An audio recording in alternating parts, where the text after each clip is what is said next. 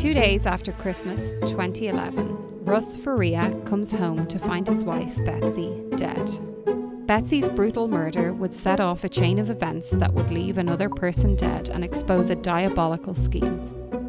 On this episode of So Much Crime, So Little Time, we're previewing the Dateline podcast, The Thing About Pam.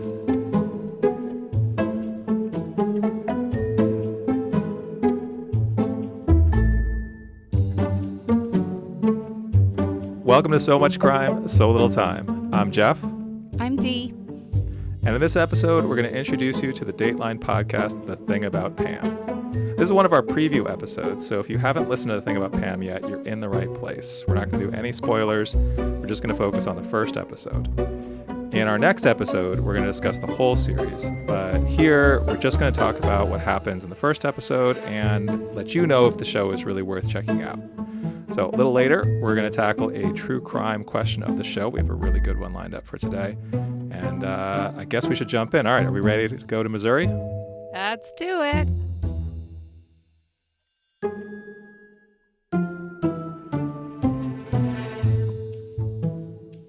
All right, so let's talk a little bit about what this show is about first.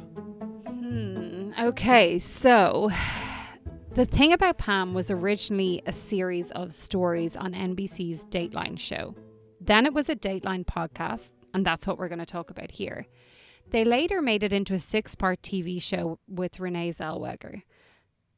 The podcast came out in 2019. It's 6 episodes long, plus a short follow-up from 2021. All right, so what about the story? So we're in 2011. It starts on December 27th. We're in Troy, Missouri, which is a small rural town about an hour from St. Louis. Russ Faria comes home, and he finds his wife, Betsy, dead. In this first episode, we're going to hear his 911 call. We also hear recordings of his interrogation by the police, where we hear Russ's alibi. Then later on, we hear a little bit of Pam's interrogation. So Pam, from the title, The Thing About Pam, Pam was Betsy's friend and possibly the last one to see her alive. By the end of the first episode, we have really just a lot of questions about Betsy's death, and we keep getting told that it's going to get strange. All right. So, Dee, initial thoughts. And if your first thing isn't about Keith Morrison, the narrator, I don't know where else we start. So, that's so funny that you say it, because my first thing written down is the voice. So when I was playing it, I was like, I had a few different things going through my mind. One of them was, am I listening to some sort of children's story? I don't know, I had The Night Before Christmas in my head. I don't know if that's something you're familiar with. I don't know if I've ever even heard that read, but that's what came into my head straight away.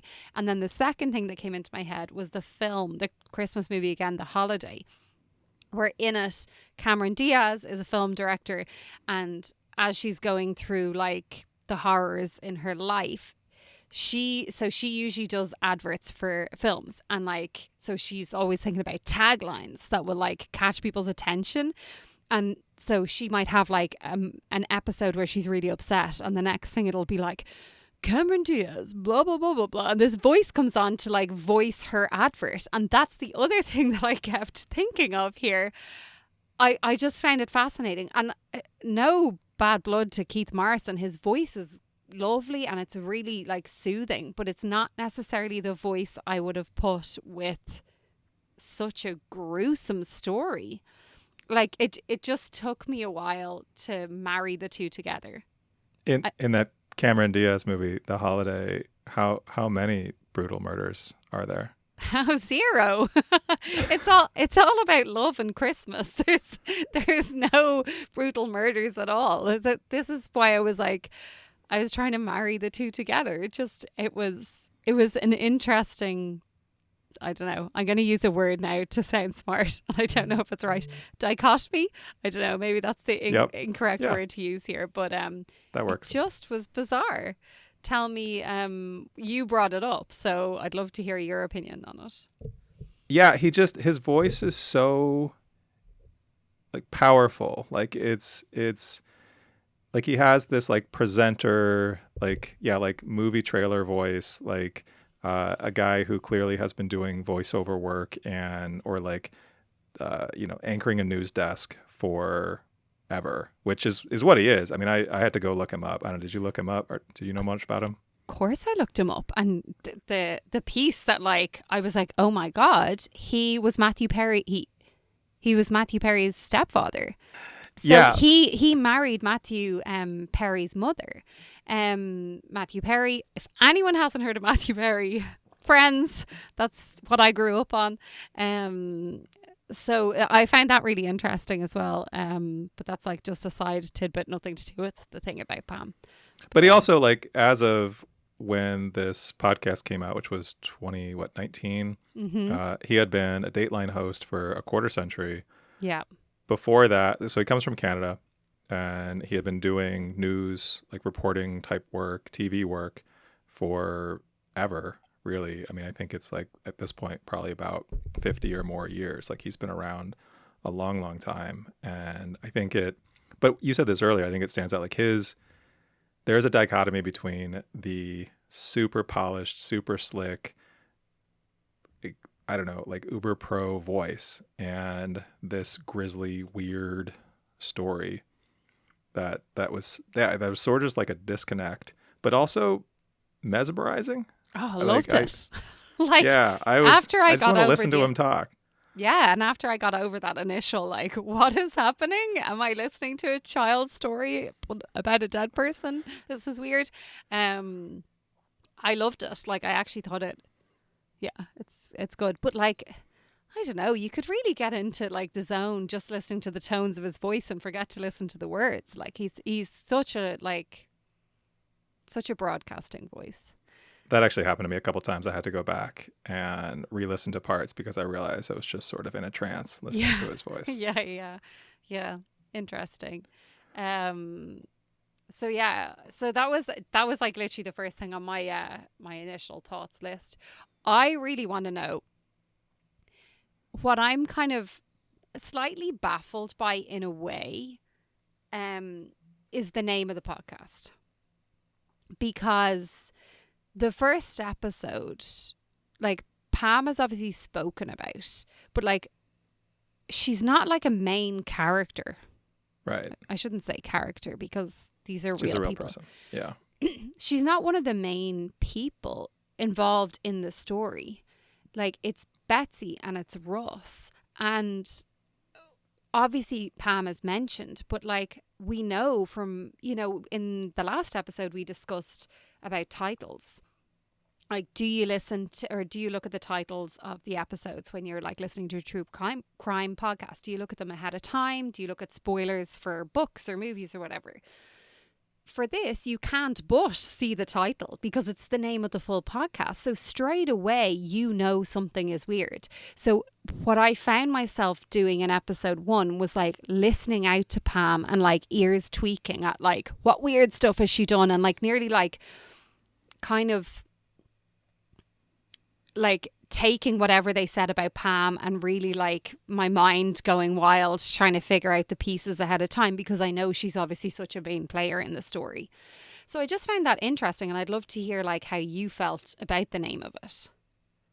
Yeah, I think that I'm on the same page with you. I think I love the title of the thing about Pam, and then the fact that Pam, we don't even hear her until late in the first episode, I think, and we don't really hear her very much. I think it sets up this mystery, and I think I was maybe making fun of a little bit about how we keep hearing about how strange it's going to be, but it is kind of really just like setting the table of like, we're going to get to her and it's going to be weird, and like, it's coming, but it doesn't really happen in this first episode, right? Like all we really hear of her is after we've heard Russ is basically going through his night, his alibi, and then she comes in a little bit and we hear her sort of trashing on him. And that's not that weird, right? Like, that's this woman's friend who doesn't like her husband and thinks he murdered her. Well, yeah. I mean, that doesn't like his husband. Like, her husband happens quite a lot. The murdering aspect obviously is not. Well, you'd hope it doesn't happen that often. On that note, though, I also think one of the things that I thought was, so I liked the way it's set up in this first episode. I did think it was a little bit strange. So not just that she isn't featured more, but I also thought Betsy, like, so the victim, wasn't really a center of the story, right? Like it was really both about Russ, so the husband, but also about the Dateline team. I thought that was a little strange where they kind of make a point of saying like, we're part of this story. Which God, that's not something I had considered, but yeah, you're so right. Yeah, like so there's Keith Morrison, the host, but then there's also the producer, the Dateline producer, which is Kathy Singer. And we don't really get, I feel like we don't really get a whole lot about her, but we just are told that like she's going to become, or they're going to become more of a factor later on. Yeah. It's so interesting. Like it's not usually something that you'd hear in episode 1, do you know? But the one thing that like kind of we'll probably touch on a little bit later, it is kind of like reminds me a little bit of Serial in a way, because it felt investigative as well as like telling the story. Like in Inside the Crime, when we did our full review on that, we both said like it was just telling a story, and like it was a really good story and we really enjoyed listening to it, but there was no like investigative side of it, where Serial nearly went down the like full investigative route, which was, you know, it was a different style of it, whereas this kind of seems to have like the balance of the two.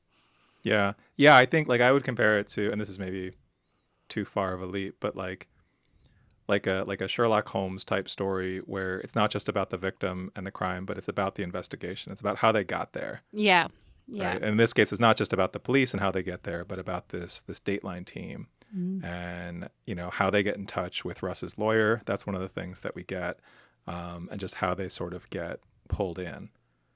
Yeah, and even with the 911 call, like Kathy, the producer?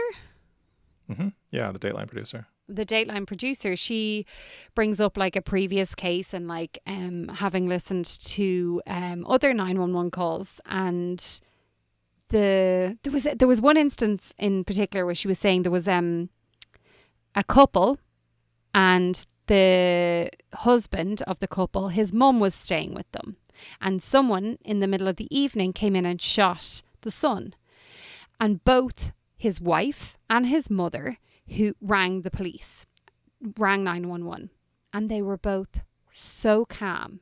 In fact, either the mother or the wife said someone has been shot, not my son, and they were completely calm during it. And so it was interesting that she even weighed in with that. Like she's kind of bringing herself and her experiences into the story, which it's not that I didn't dislike that. I actually quite enjoyed that. I thought that was very interesting, because one of the questions I had to pose to you was like, do you think you'd be able to tell if someone was genuine or not? Like in that like situation, like surely it's a near impossible when it comes to like raw emotion or stress, like such a highly stressful situation as that. You don't know. People react in such different ways. Some people shut down. Some people go into like, you know, like really erratic mode. Like I'd definitely be the latter. I would not be shutting down at all. But like I don't know. I'm like, does anyone actually think they can tell if someone is faking it or not? I don't. Yeah, I think it's really hard to tell. I mean, I have had to call 911 a few times, and I feel like there's sort of a disassociation that can happen where, like, the one story I'll share is the first time I called 911, which was when I was driving and I came across a deer that had been hit but was not dead on the side of the road. And I called 911 thinking that was the thing to do. It's not, by the way. You need to call animal control or take care of it yourself. This was also in Maine, where they would presume that you would be able to take care of it yourself, which I was not prepared to do. But I remember making that call and thinking, like, I don't know what emotion really to feel right now. And I'm like, as a result, I think I was probably pretty flat. And, but I was experiencing a lot of, I think the emotions that I was feeling weren't coming out of my voice. Yeah. At the same time though, I listened to that call And I have a lot of thoughts about them playing that 911 call or just listening to 911 calls in general, right? Because that's a thing that you hear fairly often. And I always think this is a very upsetting and disturbing thing to hear, particularly when in this type of setting where, right, like if we are to believe what we are hearing, this man is in that moment where he just discovered his wife dead. And that is like the real recording that we're listening to. Like, is it appropriate for us to be listening into this moment of this man's life? And like this, it's like watching a snuff film, right? Like, is that, I feel like that's something that we just shouldn't do. Good point. But is it? Well, one other thing on that. At the same time, as I'm listening to it, I thought, yeah, he does kind of sound fake. He does kind of sound, but like, I don't know this guy. I don't know what he's going through. I don't know his day, right? Like, I don't know his relationship with his wife. I don't know anything How much weed he smoked. Well, we know some, not zero. Yeah. Which, I don't know. I don't know the impact that can have on your emotions, but like... Some, right? Some. Presumably. So what do you think about that? So interesting thing I actually never thought of, which is the playing of the 911 call. But yeah, as soon as you say it, I'm like, it feels so personal. Like, it feels like there should be like some sort of GDP where like you shouldn't play it unless, I don't know, he signs off that you can play it. Maybe he did. We aren't aware. I'm sure they would have disclaimed that if there was a legal situation like where you had to get his sign off. But it felt too raw to hear. And I'm like, yeah, as you said, like if he is actually looking, like finding and just staring at his wife's body with the slits in her arms as he sees it, because he doesn't really see anything else, then it's too much. Like it shouldn't, it shouldn't be played. But in terms of how genuine it was, like I feel like without enough context, anyone who is upset or displaying big emotions, if you don't know the story behind it, the full story, it's very easy to say someone's faking it or someone's not. Or if you don't know the personality. Like I think for like my best friends or like my parents or whatever, I'd be able to tell straight away if they're faking an emotion because I know them so well. Or my kids, which, kids. Sure. But for someone you don't know, and when you don't know what has happened right before it, how can you tell? Like, I don't know how Russ reacts to a bad joke, a crass joke, or, I don't know how he reacts when someone, annoys him a little bit. I don't know how he moves and how his voice quivers when he's annoyed or something. Like, I know that about my husband. I don't know about this guy. And we don't have enough information for us to really be able to tell if his emotions are genuine or not. Yeah.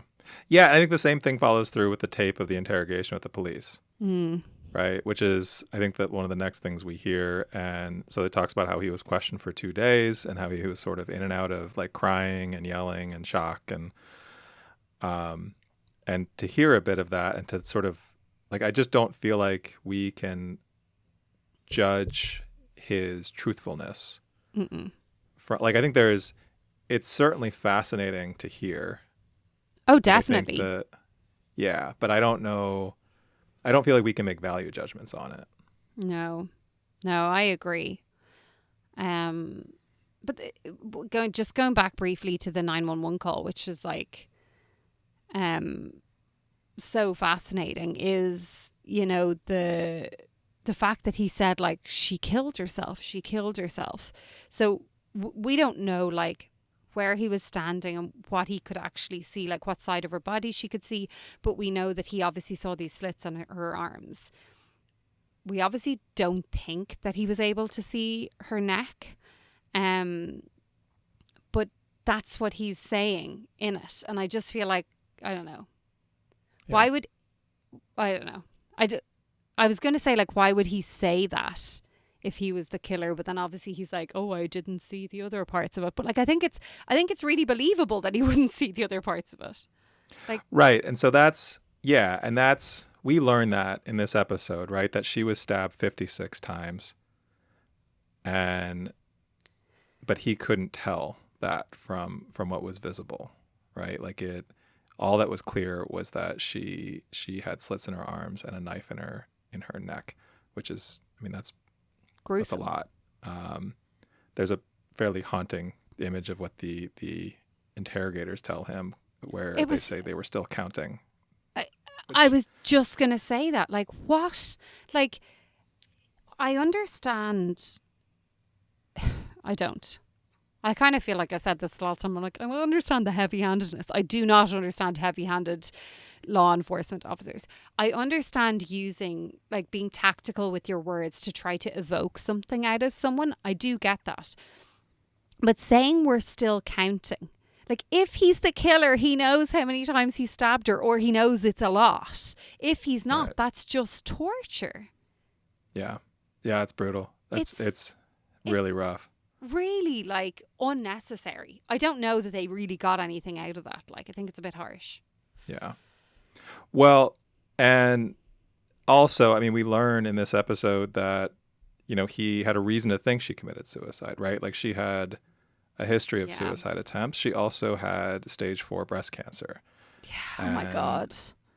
Like, they sort of allude to this, but I feel like, so they had gone on this Celebration of Life cruise in Mexico earlier, I think that same year. Yeah.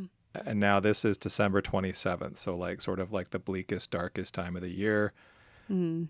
And yeah, I feel like it's a logical dark point in her life. Like she knows she has terminal cancer and doesn't have very long to live.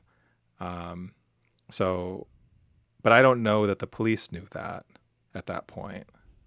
I don't think they did.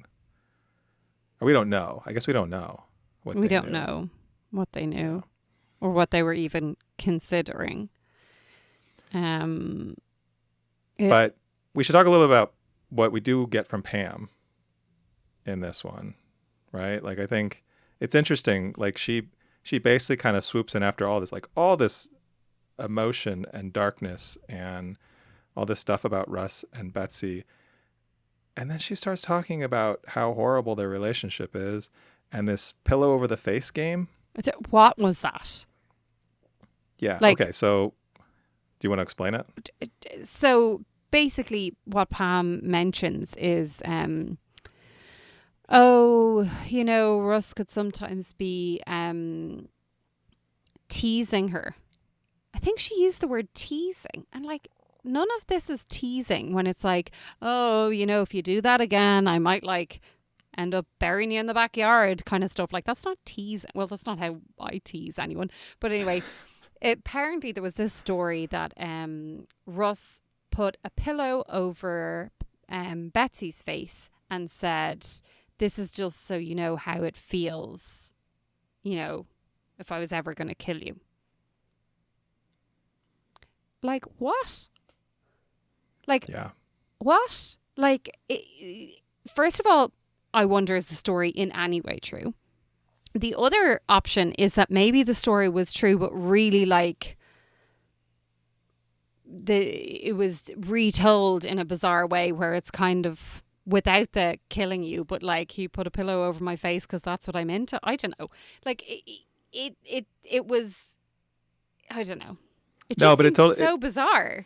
It's very bizarre, and it gets into this sort of like he said, she said thing, right? Because if Betsy said this to Pam, then the only two people alive who theoretically know about this are Pam and Russ. Russ says that never happened. Pam says it did. Like what do you do with that? Like, it's, I don't know.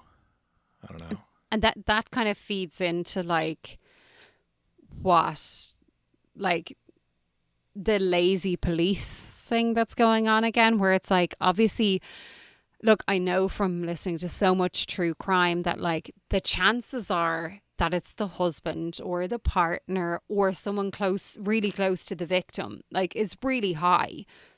But it's like they just took this as like, well, that makes sense. It must have been Russ. Like, and just go forward with it. Yeah, but also, I mean, we hear about Russ's night. We hear his alibi, right? Like So many people. It's documented in so many ways. He runs some errands. He has receipts. There's cell phone, like tower data. There's security camera footage. He goes to his friend's house. There's 3 friends there. Loads of receipts, phone tower. Yeah, they watch the new Conan movie, and then they start watching The Road, and then they don't like The Road. Sorry, I love the tidbit that it was really boring. And then Keith Morrison is like, is the name Keith Morrison? Yeah. Yeah. Keith Morrison is like, The Road, Cormac McCarthy. Apparently it was boring. Like something like you can't judge everyone for their tastes or something like that. I was like, this is such a random, like funny aside on the production part. That jumped out at me because I've never seen the movie, but I did read the book. Did you read the book or see the movie? I did neither. Paul did both. And he described it to me and said, I don't think it's really for you. And I was like, yeah. I might have been pregnant at the time, so it might have been like a... As a parent, I mean, the story, if you don't know it, is about a dad and his son in a post-apocalyptic world, basically trying to survive, and things go terribly. It's very bleak, very sad. But boring? Yeah. It feels like it wouldn't be boring. I don't know. I don't think, I mean, I didn't find the book boring. I just found it incredibly dark and depressing. Well written, though. It's a great book, but I never want to read it again. Anyway, so that's part of his alibi. He goes to Arby's, which no comment on the Arby's from Keith, but I don't know. I presume he got the curly fries because those are great. I'll stand by those. I've never stood in an Arby's before. Oh, well, if you do go, get curly the fries are like the opposite of my thing. Like they're just not. Like they're so far from being my thing. Well, you're missing out. They're great. Anyway, but yeah, so he has this alibi, but still, it seems like the police just believe Pam and not Russ, right? Like I get that it's often the husband. Most oftentimes, the husband is the one who did it, but there's this other person there who seems suspicious, who was the last person to see her alive. I don't know. It's so I'm going to go back to what I said kind of towards the start, which is like the thing about Pam being the name. I don't know whether my thoughts and opinions and feelings towards Pam are impacted by that. I'm sure they are. But I just couldn't get over, she's upset and then she goes in and she starts talking to the police and then she starts spewing all this detail about like, I don't know, the cry at the start was odd and then, I don't know, it was just weird. I was like, what's... There was no emotion nearly behind her telling of it. It was like she was telling a story and nearly like she was enjoying the creation of a story.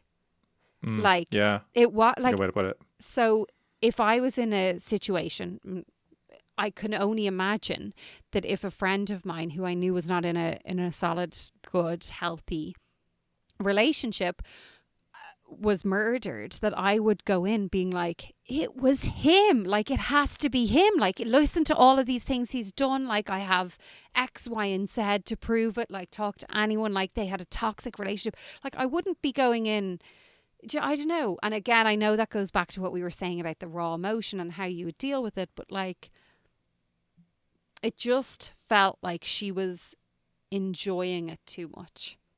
Yeah. So, all right. Should I ask you a question I think I know the answer to? How eager are you to keep listening to the show? Oh, I was in. I'm in. I nearly was in from seeing the title and then hearing the first 5-10 minutes and being like, where? I'm trying not to go down the who the fuck is Alice route, but like, where the fuck is Pam? Because she's not in the story. That this must be really interesting because it looks like an open and shut case. But like, where is Pam? And because you don't hear about her that much, but she's like the title, I'm like, I was in from that, definitely.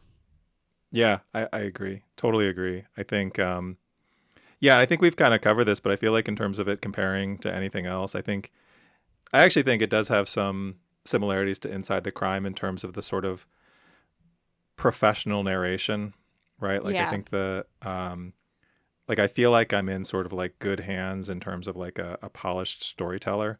Mm-hmm. Yeah, that's a good A- point.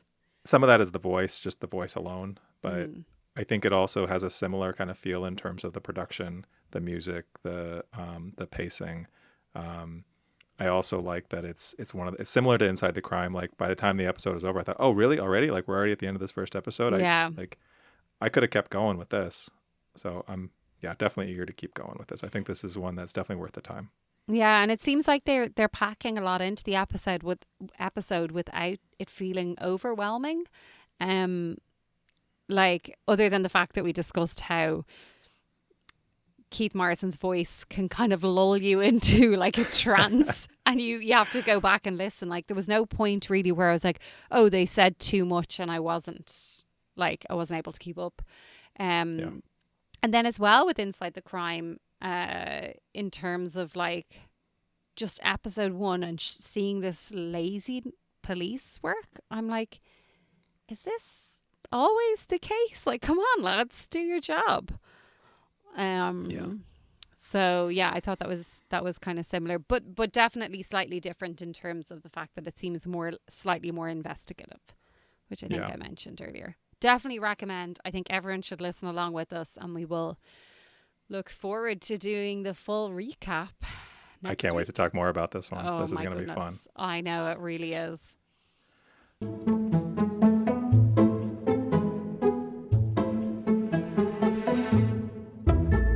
All right, let's go on to the question of the episode. So, all right. So this is a sort of related question in that we're going to talk about something that happened also in Missouri. So I was just reading about this case about Timothy Stevenson, who was living a quiet married life with his husband and twin daughters in the San Francisco Bay Area, but back in Missouri in about a couple decades ago. 98, was it? Yeah, that sounds right. 1998. He murdered somebody at his home, covered it up, stashed the body. The body did get found, but he never got connected to it. And then about 10 years after that happened, he married his husband. They started their life with their daughters. At some point, he told his husband that he committed this murder. And then after a while, the marriage began to dissolve. And the husband basically told the police, hey, this guy committed this murder. And now it's caught up to him. And he's facing punishment for that. So that leads to this question, which is, D, if your spouse told you they murdered someone, are you going to keep it a secret?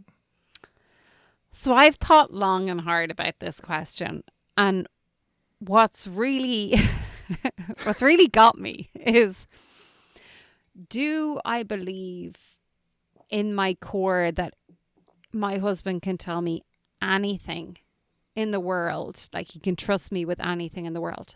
Absolutely. We are very open and honest. We share everything together. But the other side of that is, I can't keep anything to myself. Like, if someone tells me a very serious secret, I can obviously keep that to myself, usually. But in this case, I just feel like, I don't know, I'd be like, oh my goodness, guess what's happening? But no, to not make light of the fact of, like, I know you're relating it to the case of Timothy Stevenson. I can totally understand why a spouse would be caught between, like, you know, being loyal to their partner, but also like having to tell the truth. I get eaten up by emotion. I overthink. It would actually break me entirely. I'd be stressed out to the nines, worrying that at any stage things would get caught up. I couldn't imagine being able to sit on that. I don't think I would tell someone else, but I would be urging my spouse, I think, to tell someone else. I mean, it sounds like you wouldn't be able to contain it, and you would eventually break down and tell someone. Yeah. Like, eventually is like a real stretch as well. It doesn't take me very long to break down about someone and say it to someone else. Would you be texting someone as you were being told? No, not by my spouse. I mean, if I heard a friend of a friend of a friend had done something, where, oh my God, guess what happened? But not my spouse. What about you? I don't know. I hadn't really. Okay. I mean, I read this story, and I feel like an important element of this story is that it sounds like this guy used it as a threat, right? Like it was. Oh, sorry. Just to be clear, Timothy Stevenson used it as a threat over his husband. We're not talking about your husband and what. No, I mean, like you did. No. I don't think you made it clear, like who used it a threat over who. Like, did his husband use it as a threat over him, or him over his husband? Just what I'm saying. No, the one who did the murdering. Yeah. Used it as a threat, which I guess I feel like context matters here.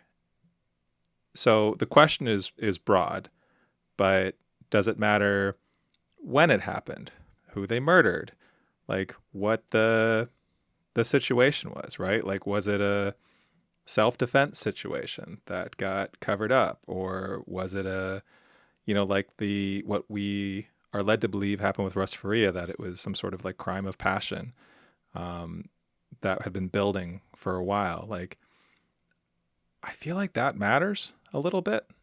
Like, I think, is this a moment where, yes, this person theoretically can tell you anything and you have this deep trust, but then you discover something about them that you didn't know. And like that profoundly changes the nature of your relationship, right? Because they theoretically have been carrying this. Like, if it just happened, that's also different, right? Like, why are they murdering someone right now? But if they're telling you about something that happened 25 years ago, that also means they kept that secret from you for that long. So it's the trust element that comes into it as well, as opposed to like what else are you hiding from me if you're hiding a murder? Yeah. Yeah. That's a pretty big thing, right? The biggest maybe of things. Like, I think too about that serial killer on Long Island, the guy who murdered all the women and buried them on the beach, and he just got caught last year. Oh yeah. And he was living at home with his wife, and I mean his children were, I think, adult age, but did they not know? Like, presumably they didn't know. Like, how would you, like, I feel like oftentimes we hear about serial killers and they live alone, or like they're loners. This guy had a wife and kids and like a day job, and maybe none of them knew. But yeah, if you know your husband is a serial killer, how do you keep that to yourself? I do think serial killer is very different to they murdered someone. Well, that's why context matters, right? Like, that's true. I want to know. I kind of want to know the when and where and the why. But would you keep it to yourself? That's the question. I don't know. It's a really hard question. I don't know. This is a very tough question. And there's a lot of layers to it. Yeah. I mean, I presume at this moment we're not admitting on this podcast that either of our spouses have committed murder. No, I'm going to admit the exact opposite. That they have never. To your knowledge, so far. I'd know. I'm an investigator. That's my side job, my side gig. That's another version of this question. Would you know? Oh, 100%. 100%. I can tell a lie. I can tell when he's lying a mile away.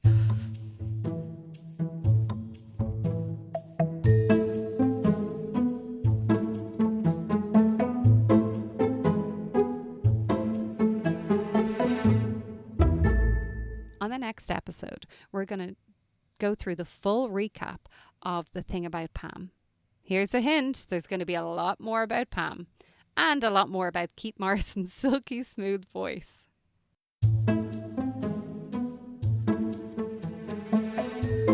So Much Crime, So Little Time is a production of Mind Glove Media. The executive producer is Paxi Caloriso. Our associate producer is Blythe Tide. Our theme music was composed by Vyacheslav Starostin. If you haven't done it yet, please subscribe to this show on your podcast app. Don't forget to give us a 5-star rating and a review. Even better, tell your friends. To join the discussion, look for us on social media. Check out the show notes for all the links. Thanks for listening.